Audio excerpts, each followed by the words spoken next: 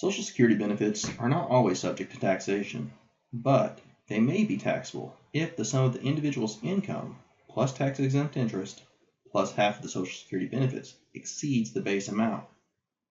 Let's take a look at a couple of scenarios where this might play out. Social Security is subject to tax in different ranges. 50% of the dollars for a single taxpayer between the amounts of $25,000 and $34,000 would be subject to taxation. As you can see, we have Jack and Jill here. Jack and Jill are married filing jointly. Their AGI is $30,000 and they have tax-free income of $3,000.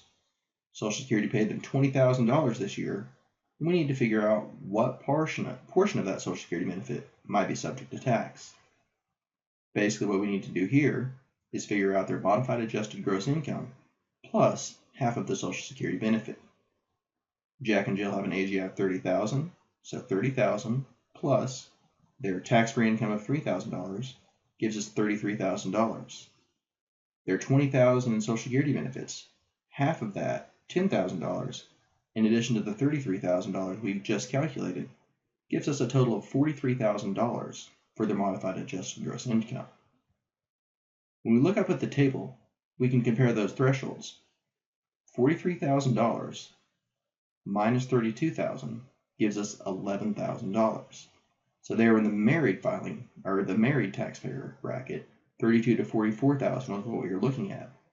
They didn't exceed that 50% threshold at $43,000, but those dollars in between, 43 minus 32, gives us $11,000 that are in that 50% bracket. 50% of that $11,000 gives us $5,500 of that Social Security benefit that will be subject to tax this year. Let's get a little bit more complicated. Same couple, but this time, let's give them an AGI of $45,000. So we've got our same half of Social Security here, $10,000, same tax-free income of $3,000, but now we have $45,000 in adjusted gross income. Combined, that gives us $58,000. Looking at the table, we're now going to be in both of these groups, 85 and 50%. So looking at the 85% category first, we'll take the $58,000 minus $44,000. That gives us $14,000 that are subject to that 85% Social Security taxation. Keep in mind that 85% is the maximum that Social Security benefits may be taxed, but we still need to calculate this out to make sure that we're not going to go over. So our 85% of that $14,000 gave us $11,900.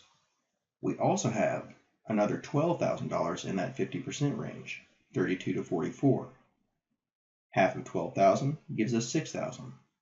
Combine that $6,000 from the 50% bracket with the $11,900 from the 85%, and we have a total of $17,900.